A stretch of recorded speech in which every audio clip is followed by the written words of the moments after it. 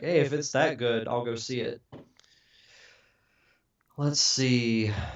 Got our Rayman. Got OddWorld. God, I haven't heard of that franchise in a while. And then got my Crash Bandicoot. All right. So I think I've let me move the articles over to the side. It's weird. I've got like my Skype window is I've shrunk it to where it's really small. Yeah. And I put it right above where my webcam is, so that way whenever I'm like talking to you, it kind of forces me to look right into the camera, so I'm not like looking up like this or looking up like that, because my monitors are like here and here, so they're a little bit higher on the desk than just straightforward. So yeah, I have to have my separate computer off to the side. I got so much crap running right now. It's ridiculous. it's interesting with me not being the tech guy in the situation, like I usually am. Well, in the future, I might actually have you streaming it out to Twitch. That way, I'm not running so much stuff all at once. Yeah, we can figure something out. But if you're ready, we can go ahead and start. Sure. All right, here we go. Did you move that or did I move it? That was weird. The episode thing? Yeah, I did. Oh, it's my OCD. After we're done and we get off the stream, I need to talk to you about what we're going to do for our 1 year anniversary. Okay. And also, I'll be missing a show this month too. I'll be on vacation for what is it, the 20, whatever that Sunday is, the 22nd or something like that. Okay. 23rd, I will be out of town, so we may record a separate episode just to cover that. Or we could do our music episode for that one. That'd be a good week to do that. Yeah, we can figure something out. Okay. Well, let's go ahead and get this thing started. Let's do it. Let me pull up the stuff here. All right, here we go. In 3, 2, 1. This episode of Nerd Cave Retro is brought to you by Audible.com. Get a free audiobook download and a 30-day free trial at audibletrial.com/nerdcave. Over 180,000 titles to choose from for your iPhone, Android, Kindle, or MP3 player. You're listening to the Nerd Cave Network.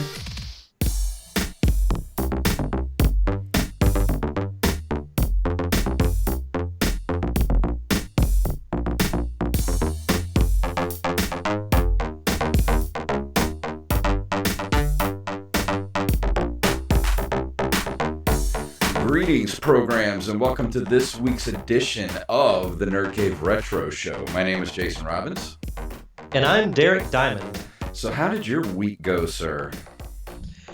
This week has been actually really good. Got to see the new Spider-Man, which those who know me know I'm a huge Spider-Man fanatic, and I've been waiting for... Ever since this movie was announced, ever since Spider-Man was unveiled as being part of the Marvel Cinematic Universe... I won't spoil it because I know you haven't seen it yet. No spoilers. But it did not disappoint. It was really, really good. It's easily the best Spider-Man movie that's ever been made. That's so good. Michael Keaton was an amazing, amazing Vulture. I'm not a Vulture fan, but Michael Keaton made me a fan of that character with his take on it. That's awesome. Robert Downey Jr. wasn't in it as much as I thought he would be, but he was in it just enough. Like, he wasn't in it too much. He wasn't in it too little. It was just the right amount of Iron Man. So basically, we saw everything we needed to see in the trailer. For the most part, yeah. There's more elaboration on the clips that you've seen in the trailer, but it's a really, really good movie. From a sentimental standpoint, it's probably my favorite in the Marvel Cinematic Universe. But it's definitely up there with, both the Guardian movies and the original Iron Man, in my opinion. Wow. It's really good. Because I love Spider-Man. Spider-Man's always been one of my favorite characters my entire life. Like, I wish you could see right above my computer here, looking right at me, I have a poster of the very first appearance of Spider-Man. It's Amazing Fantasy number 15, and it's signed by Stan Lee. So that's what I get to look at as I'm sitting at my desk. I would love to have it like right behind me, but I'd have to have a couple different webcams, and I just don't have that kind of money. That's awesome. That actually brings up a funny running gag that I have with the store I've mentioned a few times, Price Busters. They sell like retro games, and they also sell comic books. Well, I know a couple of the people who work there, and every now and then I'll pop in and I'll say, "Hey, do you guys have a copy of Amazing Fantasy 15?" Yeah. And they just walk away from me. I got $50 on it. Yeah. I'll give you $5 for it. Yeah, right. Yeah. But no, other than that, been working on my movie script. I saw. Which I hope that, once it's finished, which may or may not be tonight, I'm about halfway finished with it. So once I'm done with it, I'll send it over to you just to, get your take on it. I'd love to read it. And you're definitely taking the George Lucas route of actually writing your scripts by hand. I like to have physical copies of things. Yeah. I don't know, just go ahead. I was going to say, that's a bit too slow of a process for me. I need to be at the computer and like get everything out as fast as I can before I forget what I'm thinking about. With me, I have like different things in different locations. Like I'll have a notebook that's just dedicated to the actual script, and then on like other sheets of paper, I'll just have like random ideas that I'll have my idea sheet here and then my notebook here, and I'll be writing, look at the paper, write. I'm a little more, I guess, meticulous, I guess. But once I'm finished actually writing it, then I'm, of course, going to type it out because I have Adobe Story, so I'll be using that. But once I'm done with it, I'd love to get your thoughts on it. Absolutely. I won't say it has the humor of Monsters Anonymous. It's a little more, how do I say it? It's not as funny, for sure, but it's not meant to be. So. Well, we'll see. I can't wait to take a look at it. Yeah, absolutely. But how's your week been? I had one of the best days of my life yesterday. Yesterday was my wife Tina's birthday, and happy belated birthday to Tina. Oh yeah, and what we did was we went and spent the day at the arcade at Margaritaville, which we have a Margaritaville resort like maybe 5 miles from me. And they have this really big arcade there, and we had never been there, so that was kind of my birthday thing for her, is to take her to the arcade. And I've only been in one other arcade that was bigger than this one, and that was at GameWorks in Seattle. And that one was just ridiculously huge. It was like 3 floors of just every kind of game you could think of. Like almost every game ever made was in this place. But at Margaritaville, they have this one huge building in the front. It's just a resort. It's not a casino. It's a resort. And they have this one building in the front, which is kind of like, it's up off the ground where there's like parking and walkways on the first floor. And then the second floor is the actual arcade. So this whole floor is the arcade. And then there's like a pool at the very top. But we got to the top of the escalators, and it's just like, you walk up and it's just like, whoa, just games everywhere. And we played the Star Wars Battle Pod. They had the world's largest Pac-Man machine. We played Mario Kart. We played Ghostbusters.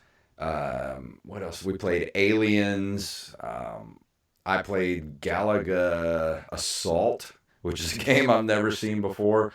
It's like a super, like revved up Galaga game. It was awesome. Like, it was the best day in that place. And then my wife decided to try to win something in the claw machine. And if you look on my Instagram page, you can actually see this. I'm not lying.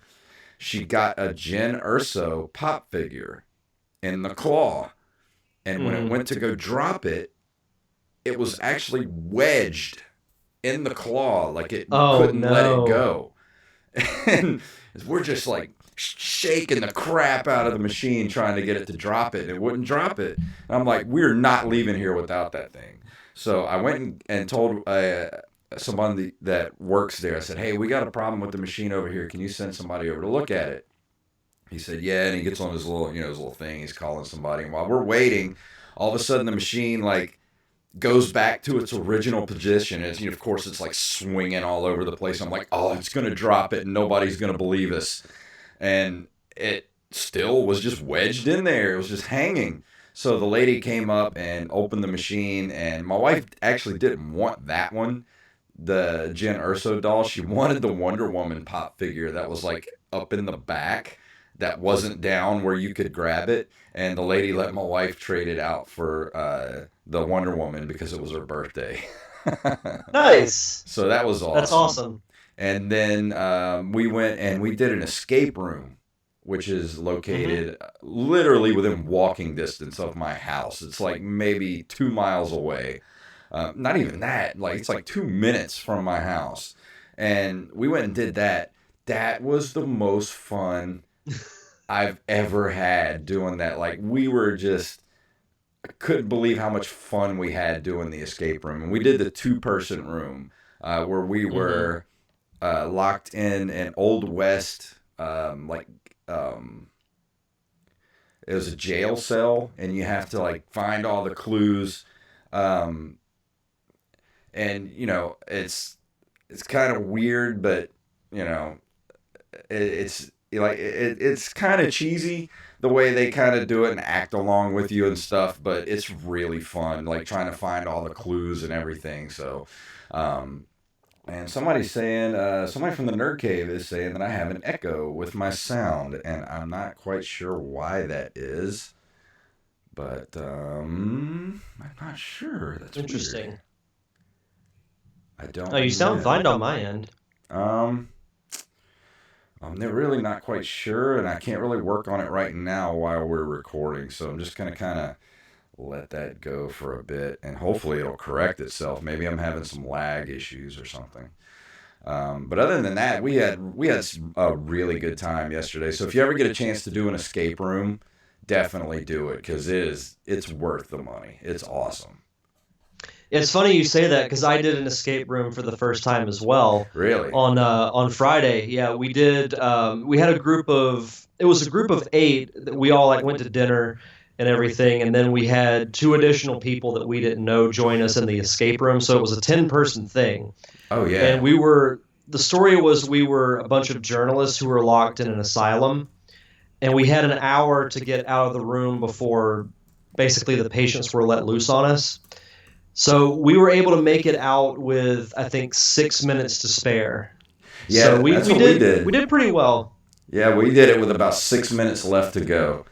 And God, that was so fun. And the bad thing is you never get to do it again, because you know where all the clues are.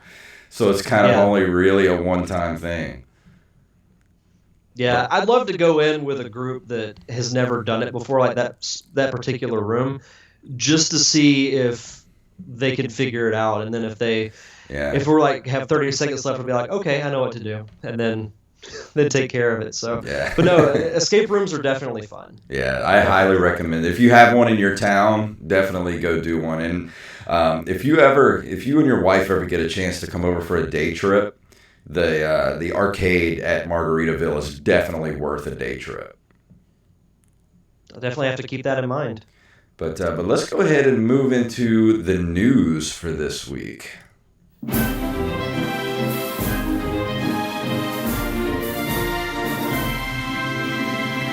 Coming to us from RetroGamer.net, a Rayman SNES prototype has been found. Let's see, where does it say? A very early prototype ROM of Rayman for the SNES has been dumped and released online with the apparent backing of series creator Michael Ansel. The ROM is a very basic proof of concept demo, though it features Rayman's trademark limbless animations and some beautiful background art. There's not a lot to do due to the story lack of there's not a lot to do due to the lack of enemies and obstacles in the stage. God, I can't read tonight. Let me read that one more time. There's not a lot to do due to the lack of enemies and obstacles in the stage. Still, it's a neat bit of video game history, and Ansel has stated his intention to find the later builds of the game. If you want to get a copy of the ROM, a link is found in the article, and this is from RetroGamer.net. that's kind of cool that this has been revealed around the time they announced the SNES Classic. Yeah. Because, this was a game that I'm surprised wasn't released for the Super Nintendo. Like, I assume Rayman, was that a PlayStation thing? Was it like a PlayStation exclusive back in the day? Pretty sure it was. I'm sure Wally will tweet it to us in the next couple of days. So either way, this is really cool. I mean, the artwork looks great. It looks very typical SNES-like. Rayman looks exactly like you think he would. Oh, yeah. For that time. I briefly got into the Rayman games, but not like, I did a Zelda or a Mario or even the game I'll be reviewing tonight, Crash Bandicoot. But Rayman was fun from what little I played of it. It was definitely fun. My only experience with Rayman is with Rayman Raving Rabbids. That game that came out. When was that? That was like around circa 2005 or so, I think. That sounds about right. Yeah, I'm not quite sure when that came out. I'd have to look that up. But that's really my only experience with it. I didn't even know Rayman went this far back. Yeah, I was thinking maybe PlayStation 1, but yeah, I had no idea that it went back even that far. Yeah. That's pretty cool, though. This next story has got you written all over this. Oh, boy. I saw the headline for this morning, and I'm like, I can't wait to talk about this. So, this comes to us from comicbook.com, which is a great website. The OddWorld creator trashes Nintendo Switch and says he has no faith in the system. The Nintendo Switch's lineup of third-party titles is still a bit thin, but it seems like most folks in the gaming industry personally like the system. I say most because OddWorld co-creator Lauren Lanning definitely isn't a fan of Nintendo or its innovative new console. Lanning's company released Oddworld New and Tasty, a remake of the first game in the series on Wii U in 2016, and it seems the experience left a bad taste in his mouth. On a recent episode of Kinda Funny's Game Over Greggy show, Lanning was not shy about unloading on Nintendo. He said, and I quote, "I don't have faith. I have no faith. It's due to experience. I see a similar level of success than they had with previous generations. Wii U, Wii. How successful was it for third parties? By the end of the line of the Wii, who else was making money aside from Nintendo?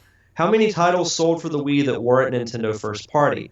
They started basically evaporating third-party support. We get to Wii U, same, no third-party support." He's not wrong. Now, I will say I don't disagree with him on that, but I do think that Nintendo is at least making an effort to have more third-party games because, I mean, isn't Rocket League coming to the Switch fairly soon? Yeah, I think so. It should be coming out, I think, later, maybe around fall sometime, maybe September, I think. September or November, November, sometime around then. And then you have Skyrim coming out, which that one I will say Skyrim should already be out for the Switch. Yeah, that should have been right at the launch. I mean, you're talking about a 7-year-old game at this point. Yeah, I don't understand why, but I think Nintendo is at least making an effort. I mean, everybody who has a Switch says they like the system. The problem is they're still relatively difficult to find. Now, I don't know how it's been in your area, but I've started seeing more available at like a Best Buy or a Walmart. Well, we actually talked about this the other night on Pop Culture Palette, and I think what I've been seeing in the stores is just the empty boxes that they keep in the display case, like at Walmart and stuff like that. So I don't think they have what they looks like they have. I think it's just there to take up shelf space, but I'm not really sure because I've never asked for one. You know, I've never asked somebody if they had any in stock, so I'm just going by what I see in the store. So it could just be empty boxes taking up shelf space, but I really don't know. So I can't really speak to how many are actually out there in the wild or how easy or hard it is to actually get your hands on one. But I mean, I kind of understand what he's saying as far as the third-party support, but and actually, I think probably one of the reasons that they didn't want Skyrim to come out is because Legend of Zelda came out as a launch title, and they probably didn't want any sort of competition along with Legend of Zelda. I mean, that's kind of my theory, because why would you not? Yeah, why would you not put out Skyrim? Because that, like we said, it's almost an 8-year-old game at this point. Actually, it might be an 8-year-old game at this point. But yeah, that is a very much like the way Zelda Breath of the Wild. So I would think they wouldn't want that sort of competition. They would want to wait a while. But I don't know. I have a little more faith in Nintendo this go around, because they've got to understand that, third-party support is what made them great in the first place. I mean, yeah, we love the first-party Nintendo titles back in the day, especially for all the 8-bit, Nintendo games and stuff like Super Mario World, Metroid, all the stuff for Super Nintendo.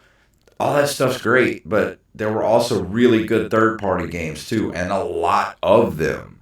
So that's the key to Nintendo's success, is to get good third-party support.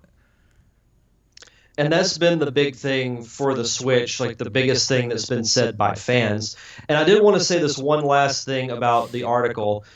Let's see, you could argue some of Lanning's points are valid, but man, that Iwata line. Yeah. That's quite the blind side and pretty out of line. Unsurprisingly, Lanning has been getting a lot of online flack for the "it killed Iwata" line, and has since taken to Twitter to apologize. He said, "I would like to sincerely apologize for the poor choice of words concerning Satoru Iwata. My intention was certainly not to disrespect the great man who I have long held with utmost admiration and respect and consider a hero in the video game industry."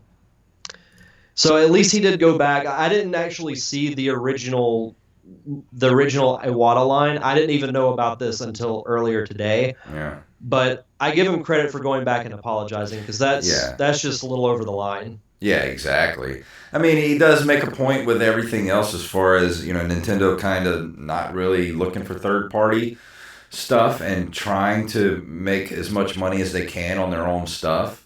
But, you don't say those type of things about the head of the company, because it is Nintendo. He is running a very successful company. Even though they have done some things that we find questionable, it's not really our place to say how they run their company. The way we express our discontent with them is with our wallets. I mean, if we don't like what they're doing, express your discontent with anything. Yeah, exactly. If you don't like it, don't buy it. If you got a problem with them, don't buy their stuff. If you want things to change, then stop buying things. That's why, especially when it comes to movies, when people bitch about movies, like, say, the Transformers movies. Yeah. If you don't like them, then stop going to see them. If they don't make any money, yeah, they're not going to make any more. Everybody bitches about them, but they make like $5 billion across the globe. It's like, if everybody hates them, then why are they going to see it? I don't understand that thinking. I mean, I don't know.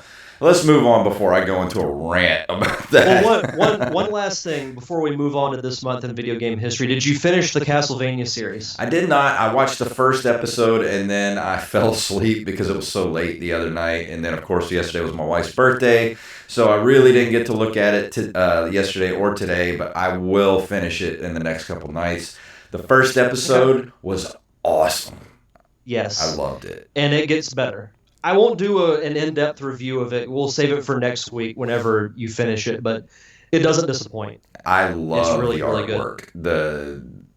It's very anime-like. Yeah, it's very much so, and just dark and just gritty, and I love it so much. As soon as the credits rolled, I was just like, I'm so ready for this.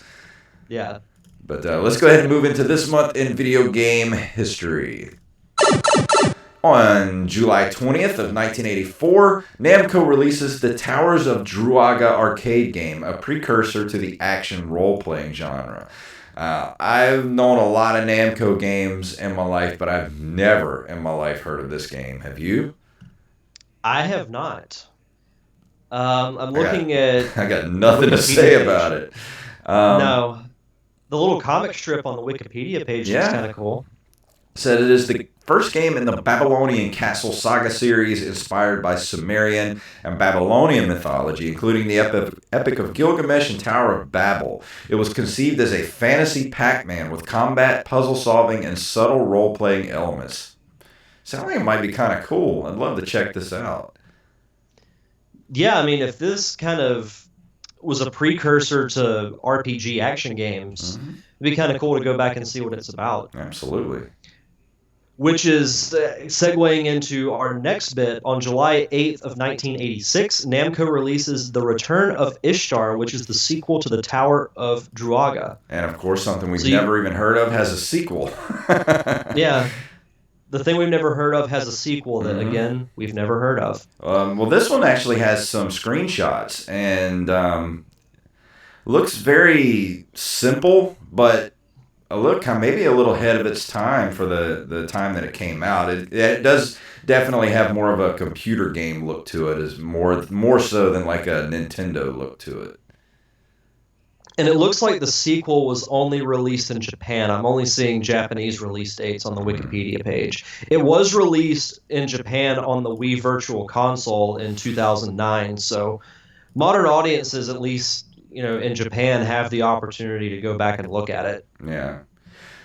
In July of 1986, 10 years after Atari's breakout, Taito releases Arkanoid, which adds power-ups and unique levels and generally reinvigorates the concept. I don't remember. I know Arkanoid, but I don't think I've ever actually played this game. But it looks... I have played Breakout, but I don't think I ever played Arkanoid. It looks very much the same, the screenshots that I see here. Yeah, I've seen this game in action before, but I've never played it. Yeah, this is still a very, like, the concept of this, the wall breaking is still, a lot of games emulate this play style on the, especially like the iPhone games and stuff. You can buy 1,000 Breakout clones, and this is kind of like along those same lines. So I think pretty much everybody out there has played this game at some point. Yeah. And our last bit of this month in video game history, on July 19th, 1991, Square releases Final Fantasy IV in Japan, the first Final Fantasy game for the Super Famicom, aka the Super Nintendo. It was released in November as Final Fantasy II in North America. I never understood why they did that. Like, in Japan, this is the fourth one, but hey, in America, it's part 2. You got me. Why can't it all be the same? I can't follow this. You would have to draw like a Venn diagram or something to like try to explain this to me. I couldn't even follow it if I tried.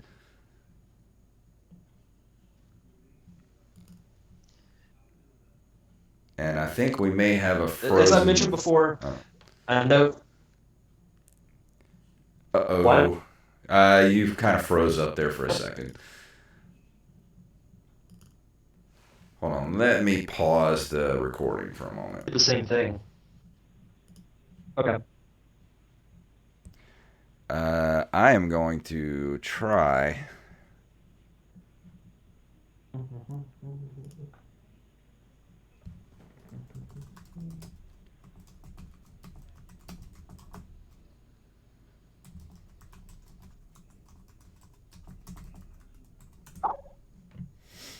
I'm going to try to call Derek back because he is freezing up on me.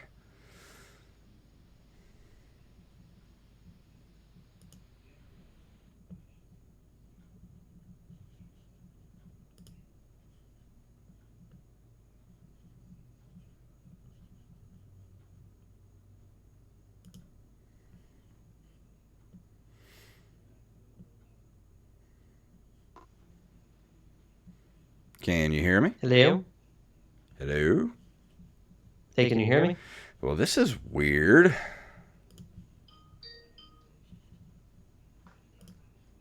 Can you hear me now?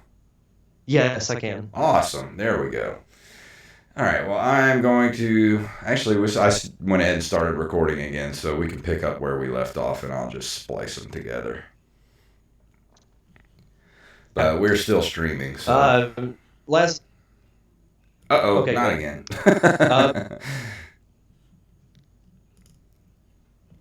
Can you hear? You are starting to break up again. All right, hang on just a second.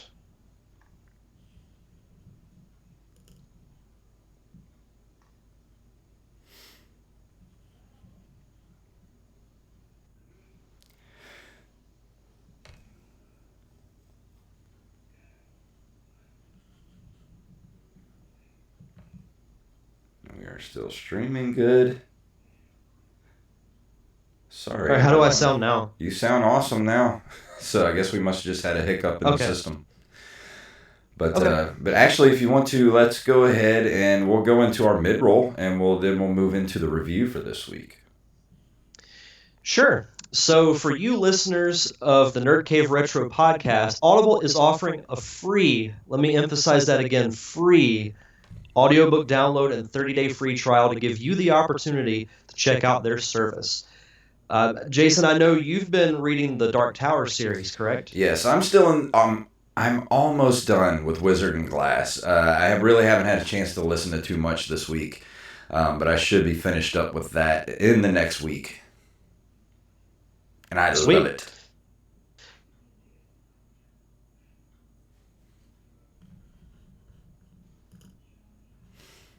Derek is frozen again. Yeah, you're freezing up again.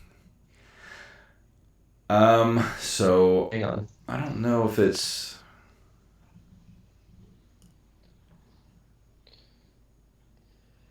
Let me check my internet connection. Okay. Yeah, on my end it says it's slow. Yeah, because it says that you are actually away and not online. There, I changed that. I mean, webcam says sending video is medium, receiving medium. I don't think I'm running anything else. Let me check.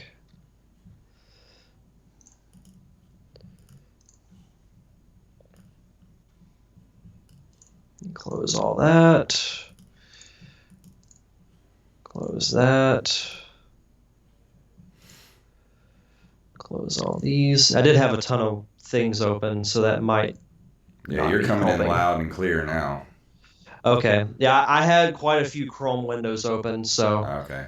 That might have been something that was interfering with it. Yeah, I closed most of mine out.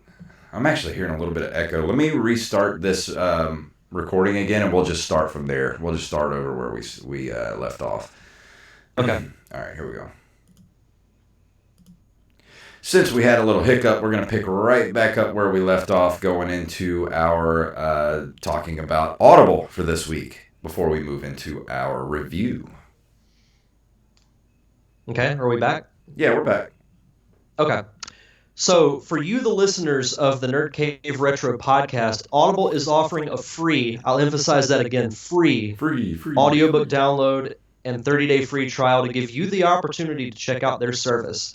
And Jason, you've been reading the Dark Tower series, correct? Yes, I'm almost done with Wizard and Glass, which is book 4. I didn't get to listen to too much this week, but I hope I will be done with it by the end of this week, and then I can move on to, I think, Wolves of the Calla is next.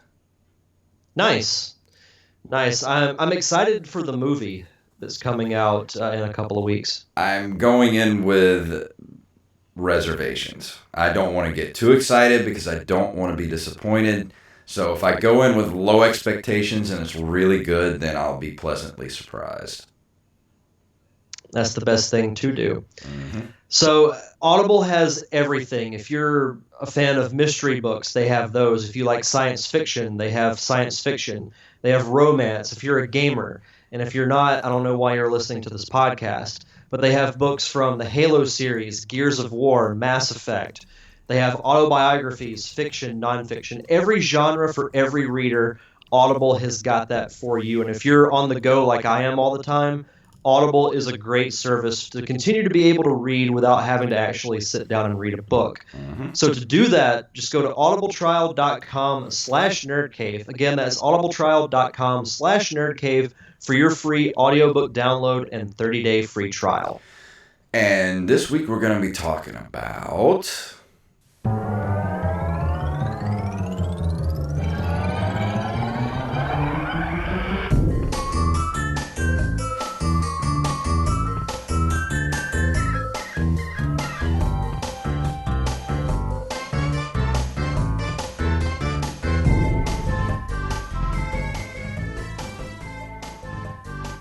Such jaunty music. I know, I love this theme song. I was glad you picked this. I will be reviewing this week for the PlayStation 1, our first PlayStation review on this podcast, Crash Bandicoot 2 Cortex Strikes Back, which was made by Naughty Dog, released in North America on November 5th, 1997. So you might be wondering why I'm picking the second game as opposed to the original one. Well, there's two reasons. One, it's my favorite game of the trilogy. And two, it's a great example of what a sequel to a video game should be. And that's taking everything that worked from the first one, because Crash Bandicoot 1 is a good game. It's not a great game. It's got quite a bit of flaws. Crash Bandicoot 2 fixes most of those flaws, keeps relatively the same mechanics while adding in some new things, and also sticking to the same tone, like the lighthearted, comedic, almost Saturday morning cartoon type of tone. So do you remember when Sony was trying to actually make Crash Bandicoot into the mascot for the PlayStation? Oh, yeah. That didn't work out too well, did it?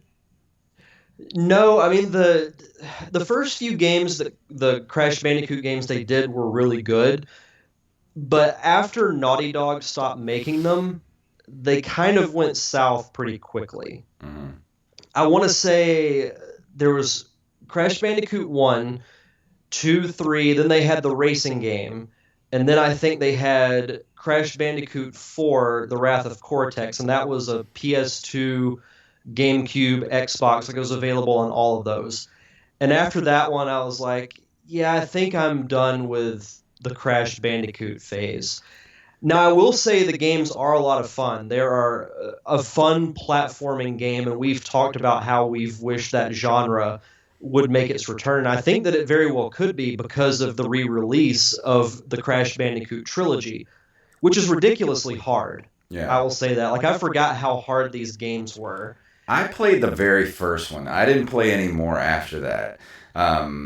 But I do think that this was a good step towards bringing platformers into the 3D realm. And I think we really kind of just got away from where this was leading to. Yeah, I would agree with that. A little bit about the story. After Crash Bandicoot defeats Dr. Neo Cortex and rescues his girlfriend Tawna, Cortex falls from his lair down towards the Earth, his maniacal bid for world domination thwarted. After his crash, Cortex awakens in a dark cavern filled with glowing crystals. Convinced they hold tremendous power, he takes one and returns to his laboratory to examine it. Fast forward 1 year later, he realizes that he needs 25 crystals to complete this thing he's building called the Cortex Vortex. Well, he's stranded on his space station with his assistant, Dr. N-Sane. They had a lot of funny cliche names in this series. Like I said, it's like a Saturday morning cartoon. He convinces Crash that he's turned over a new leaf, and as Crash, you have to go through all these different levels, and you have to collect crystals.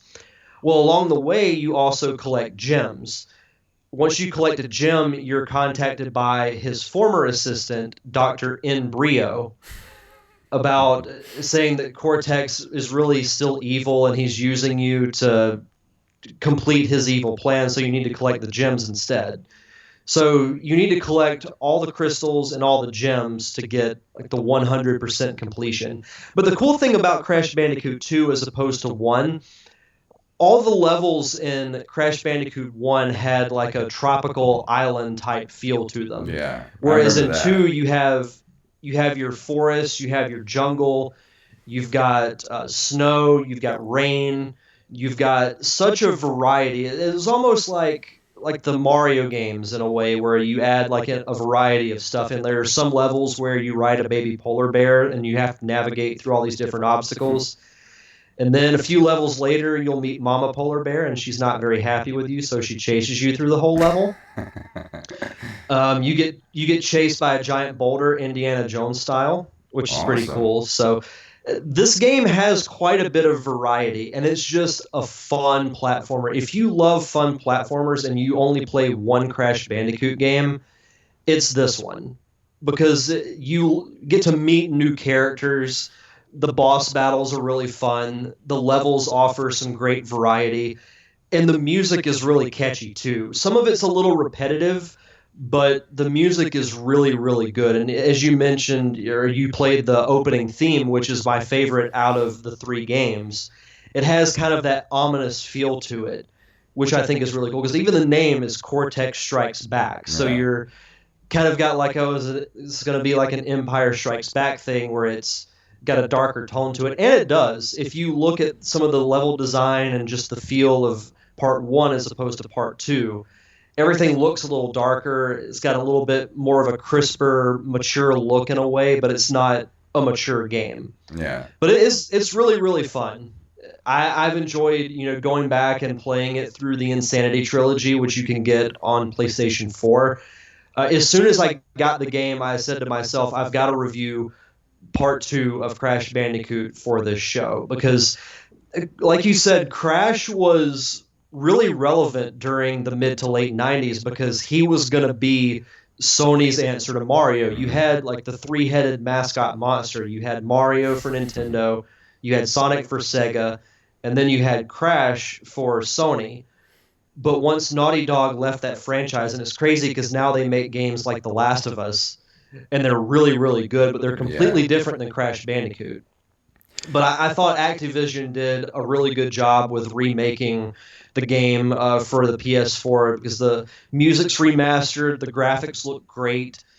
If you're like an old school Crash fan and you have a PS4, definitely check it out, because it's basically 3 games for like $40. So you can't really beat that. So do you think we're beyond the need for systems selling mascots? At this point, yes. I think it's just a different time. Haven't we had this conversation before? Mm-hmm. This feels really like I'm having deja vu, because I think the last real mascot we had as far as systems go was Master Chief for the original Xbox. And that's the last time I really remember anybody using like a mascot type of deal to sell systems. Nintendo obviously still does it, because I mean, Mario is the Mickey Mouse of video games.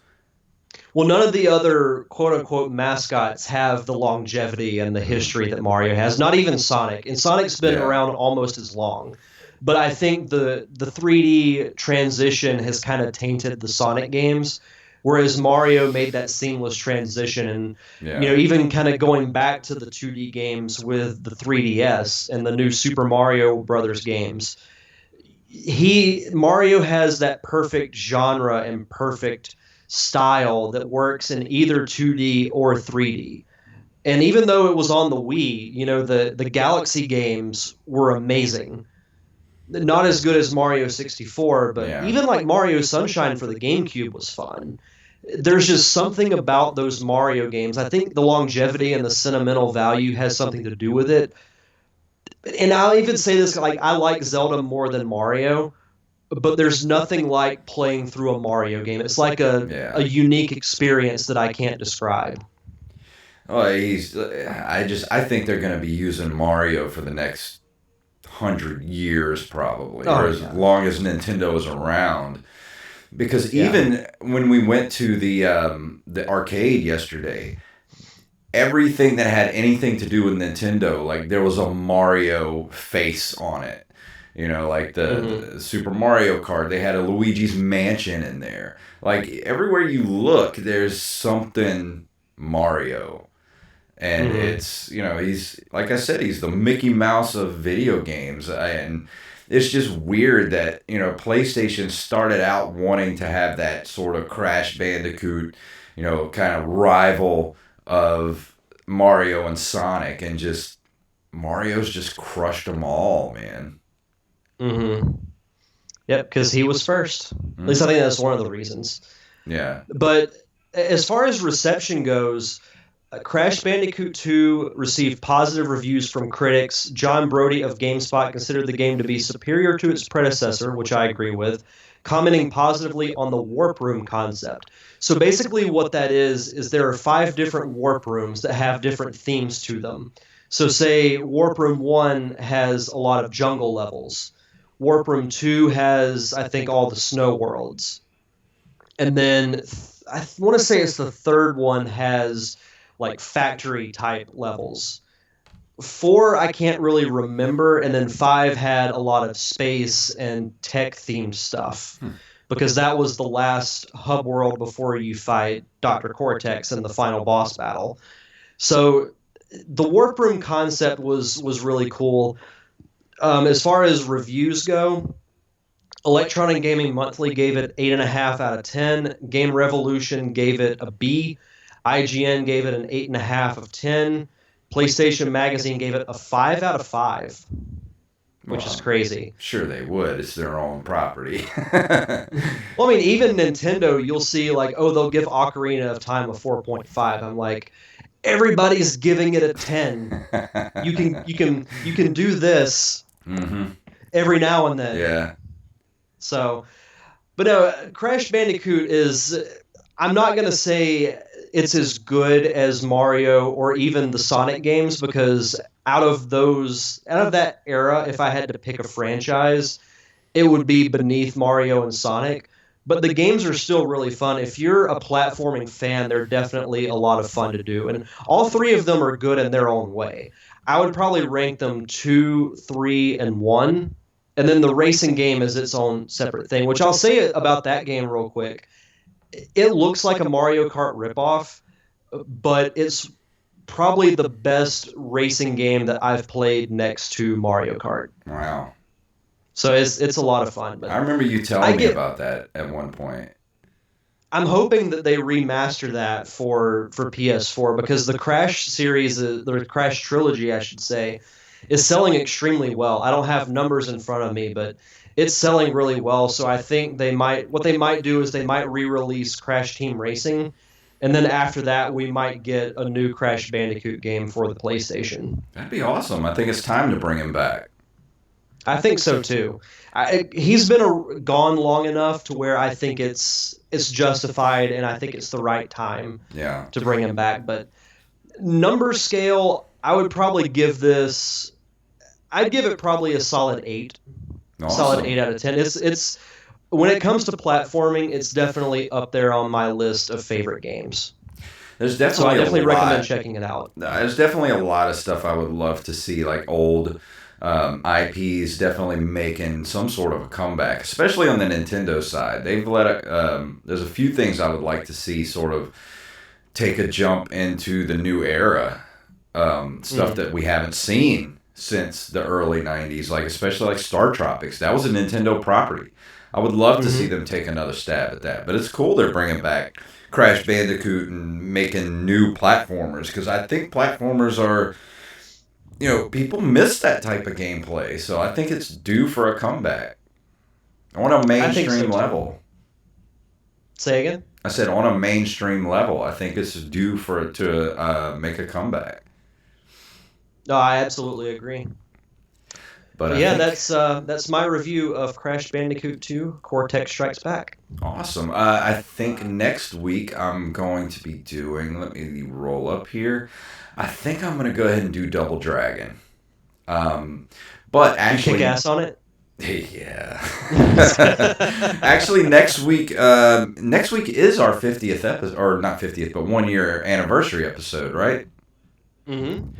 So I'm thinking we might do Next week we may do our music episode for 1 year, but I'm not quite sure what we're going to do yet. We'll discuss that when we shut down the stream here, and we'll talk about that for next week. We'll let the people know through the social media machine. We'll surprise everybody.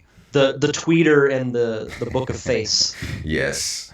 Is there anything else you wanted to talk about before we get out of here this week? Book of face. No, I don't think so. I think I'm good. Well, like I said, if you ever get a chance, if you have one near you, go try out a Star Wars Battle Pod. That thing is fantastic. If I had the money, I would have one sitting in the room right behind me, and I would never leave it. They would just find a skeleton in like a month. If there was a way I could manipulate the green screen behind me, I would put one next to me. Yeah. Be like, oh my god, he's got a battle pod in his house. I'd be so jealous. And I would probably come over to your house and be severely disappointed that it's not there, and then go into a homicidal rage. With me being your first casualty. Yes. But I guess we're going to go ahead and get out of here for this week, and we'll keep everybody updated on what we're going to do for next week. And yeah. So if you would like to email us, please email us at nerdcaveretro@gmail.com. You can find us on our own website at nerdcaveretro.com. We're on Instagram and Twitter at nerdcaveretro, and you can follow us individually at jfunktastic and at Derek_Diamond. And you can find us at Facebook at facebook.com/nerdcaveretro. So Derek, tell them what it's all about. May the way of the hero lead to the Triforce.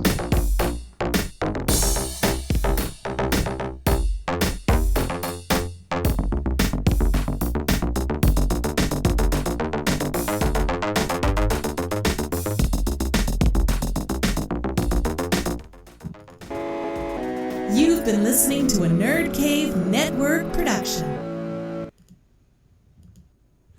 Alrighty then. Sweet. So let me go ahead and turn off the stream here. Everybody that was here tonight, thanks for watching, and hopefully I got the sound issue worked out, but I will be putting this up on YouTube, so we will see you guys next week. Bye-bye.